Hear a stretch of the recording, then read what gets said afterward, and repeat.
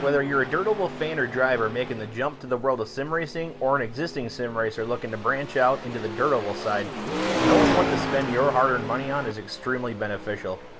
In this video, we'll be discussing the top 5 dirt ovals on the sim that I suggest anyone that's getting into dirt oval racing to buy, as they put on the best racing action in pretty much every car. I'll start this list off by saying this is entirely based on my own experience. Obviously, as iRacing updates content, as from what I've seen in the iRacing forums, there is a major change coming to the dirt racing services in the future. Even my own opinion on certain tracks will change. If anybody watching has a different opinion, let me know in the comments section what you change on this list. Coming in at number 5 on the list is Volusia Speedway Park. Volusia is one of the two mostly D-shaped ovals with a much more curved backstretch than front stretch. It's fairly wide and gives a good top and bottom line in most track conditions, leading to some good side-by-side racing in most cars. Turn 1 can sometimes be a bit tricky on the bottom line just because of how the wall past the pit exit is shaped, but after running a handful of laps around the bottom, it's not a major deal. The track also develops a cushion from time to time, but from my experience, it typically won't last very long. But if it is there, it's definitely the quicker way around the track. Overall, great track, highly recommend giving it a try.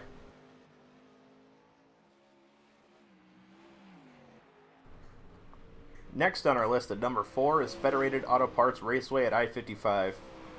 I-55 is one of those tracks that in pretty much every car demands you run the cushion. It's always going to be there, and it's going to be the quickest way around. It provides some of the best racing action to watch, that is.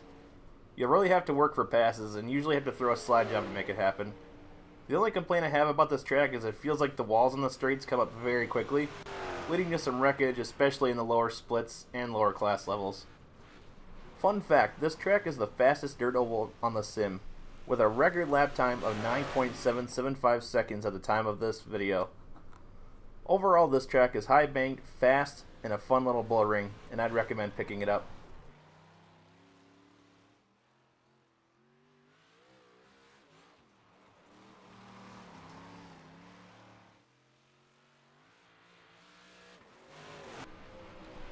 Third on our list is the Charlotte Dirt Track. Charlotte Dirt is very wide, fairly long, and has medium to lower banking. This track usually has 2 solid lines on the bottom and top, but it varies by session and car.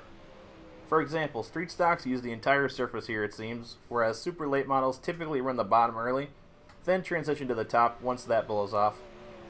It sometimes develops a cushion, especially with sprint cars, and unless it gets blown to the wall, it's usually pretty easy to run. It being so wide lets guys have enough room to run both lines well, leading to great side-by-side racing.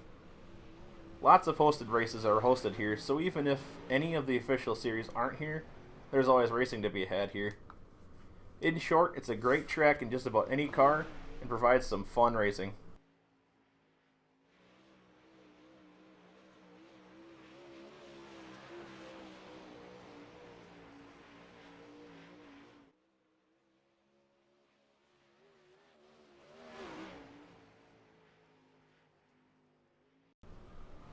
Coming in second on our list is Knoxville Raceway.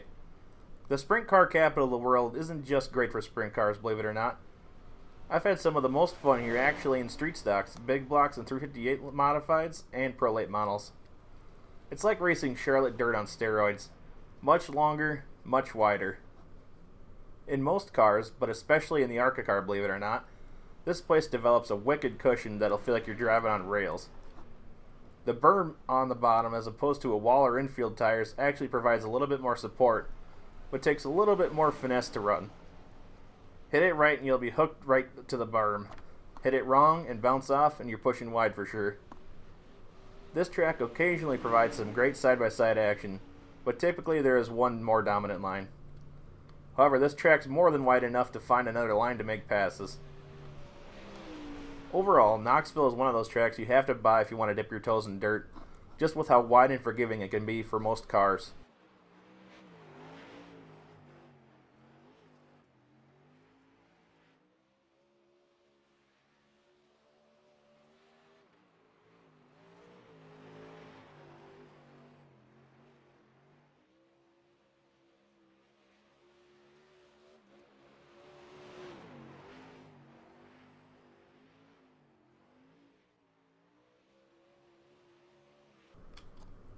Top of the board for this list is Eldora Speedway.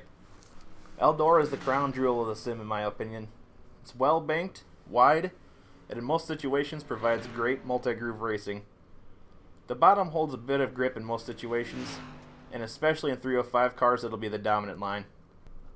With street stocks and 358s, it's rip the top or get past in most sessions. The cushion is definitely a tricky one to hit right, but practice enough and you'll know just what to do. My only major complaint is what my friends and I call the Eldora bump, which is a spot where the wall seems to jut out coming off of turn 2 on the top. It's ruined many races, but typically it's not a major issue, besides in more worn track conditions. But yeah, in my opinion, Eldora is the best dirt track on the sim as far as racing action, having great multi-groove racing, and being a tough and gratifying track to race on.